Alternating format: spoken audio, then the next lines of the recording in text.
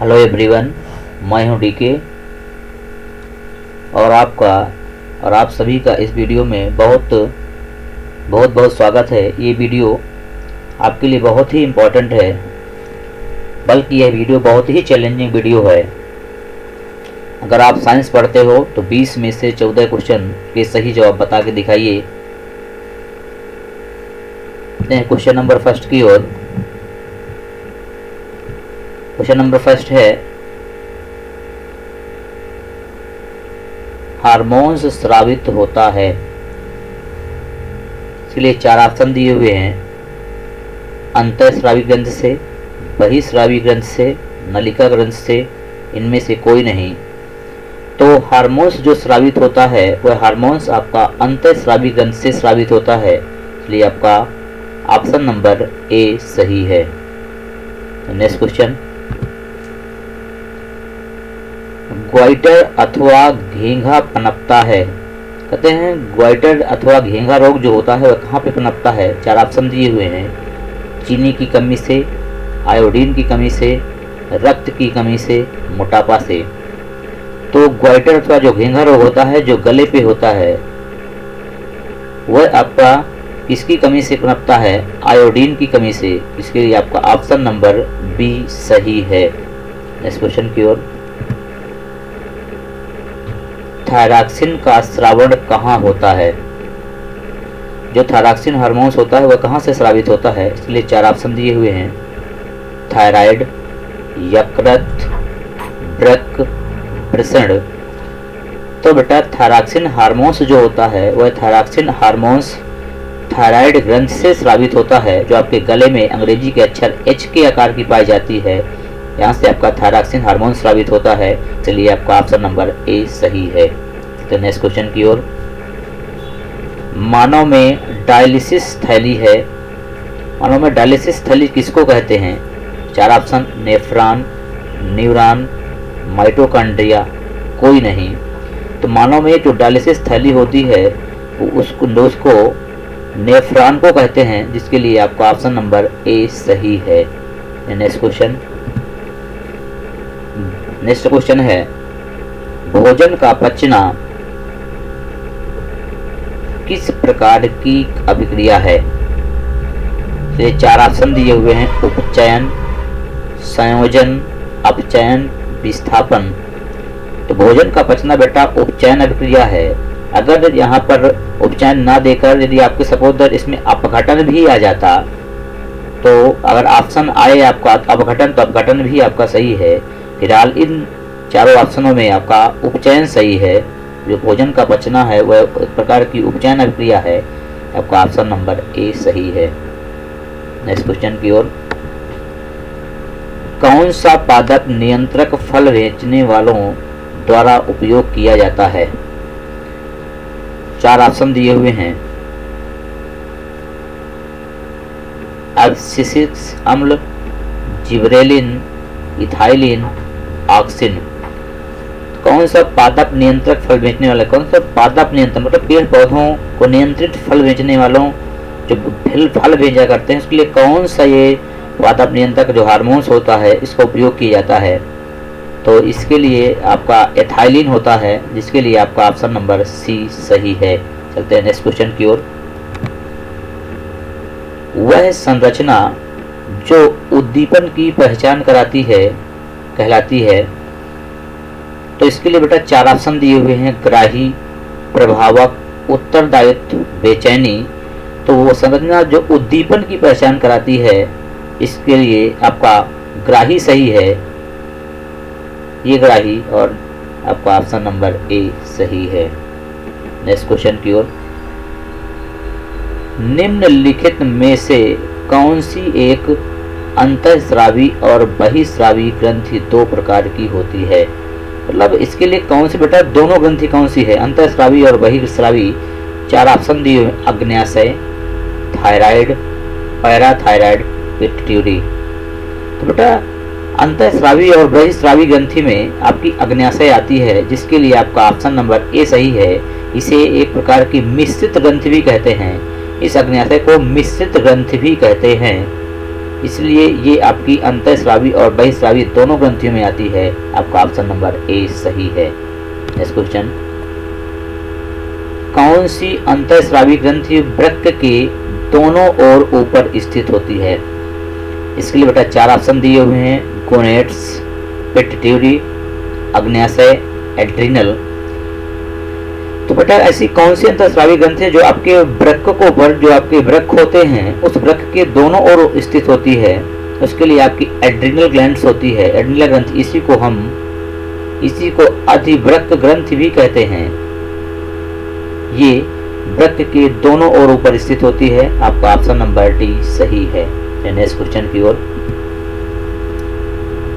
जीवों में ध्वनि ग्रहण करने के लिए संवेदी अंग हैं। 4 ऑप्शन, प्रकाशग्राही, धृणग्राही, श्रवणग्राही, स्पर्शग्राही। तो बेटा जीवों में ध्वनि ग्रहण करने के लिए, ध्वनि को सुनाई देने के लिए, अंदर ले जाने के लिए कौन सा संवेदी अंग महत्वपूर्ण है, आवश्यक है? उसके लिए बेटा ध्वनि को अंदर ले जाने के लिए, ग्रहण करने के लिए श्रवणग्राही आपका ऑप्शन नंबर सी सही है। चलते हैं नेक्स्ट क्वेश्चन की ओर। वृक्क के ऊपर स्थित अंतःस्रावी ग्रंथि है, अभी बता भी चुका हूँ बेटा। 4 ऑप्शन दिए हुए, पीयूष ग्रंथि, पीनियल ग्रंथि, अधिवृक्क ग्रंथि, नन ऑफ दीज कोई नहीं। तो बेटा वृक्क के ऊपर कौन सी ग्रंथि, अंतःस्रावी ग्रंथि ऊपर स्थित होती है? तो आपकी अधिवृक्क ग्रंथि होती है, जिसके लिए आपका ऑप्शन नंबर सी सही है। चलते हैं नेक्स्ट क्वेश्चन की ओर। अधिकतर पादप नियंत्रक उत्पन्न होते हैं बढ़ते तने के अग्रभाग पर, बढ़ती जड़ के अग्रभाग पर, फ्लोएम की संवहनी नलियों पर और ए और बी दोनों पर। तो अधिकतर पादप नियंत्रक जो होते हैं बेटा वह आपके बढ़ते तने के अग्रभाग पर भी होते हैं और फ्लोएम की संवहनी, इसमें आपका सी नंबर होना चाहिए, बी की जगह यहाँ पर सी होना चाहिए, ये आपका सी। तो आपका ये ऑप्शन नंबर डी सही है। नेक्स्ट क्वेश्चन, निम्नलिखित में से कौन सा पादप हार्मोन्स है? 4 आपके ऑप्शन दिए हुए हैं, इंसुलिन, थायरॉक्सिन, एस्ट्रोजन और साइटोकाइनिन। तो बेटा इंसुलिन जो हार्मोन्स होता है वह आपके बीटा कोशिकाओं से, लैंगरहंस की द्वीपिकाओं में बीटा कोशिकाएं होती है, वहां से स्रावित होता है। इंसुलिन की कमी से डायबिटीज रोग होता है। थायराइड ग्रंथि जो गले में पाई जाती है, इससे थायरॉक्सिन हार्मोन स्रावित होता है। और एस्ट्रोजन जो होता है पुरुषों के वृषण जो होते हैं उनसे स्रावित होता है। लेकिन साइटोकाइनिन जो हार्मोन्स है यह एक प्रकार का पादप हार्मोन्स है, जिसके लिए आपका ऑप्शन नंबर डी सही है। नेक्स्ट क्वेश्चन, 2 तंत्रिका कोशिका के मध्य खाली स्थान को कहते हैं द्रुमिका, ये द्रुमिका है। सिनेटिक दरार या इसी को सिनेप्स कहते हैं। एक्सान, आवेग। ये आपके 4 ऑप्शन दिए हुए हैं। तो बेटा 2 तंत्रिका कोशिकाओं के मध्य खाली स्थान को सिनेटिक दरार या सिनेप्स कहते हैं, जिसके लिए आपका ऑप्शन नंबर बी सही है। नेक्स्ट क्वेश्चन बेटा, मस्तिष्क उत्तरदायी होता है। मस्तिष्क किसके लिए उत्तरदायी है? सोचने के लिए, हृदय स्पंदन के लिए, शरीर का संतुलन बनाने के लिए, उपरोक्त सभी।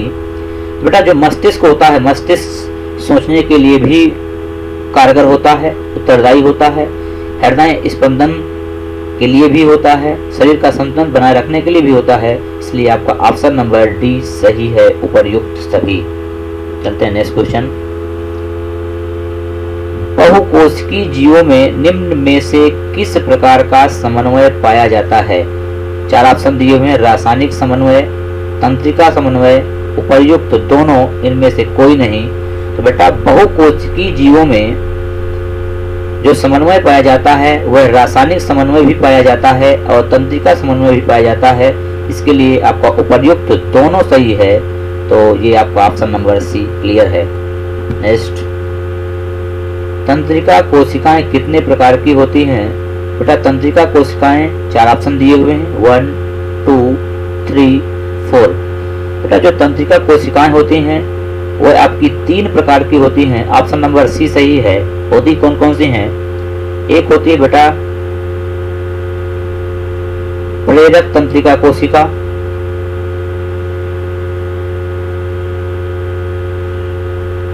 और दूसरी आपकी होती है संवेदी तंत्रिका कोशिका,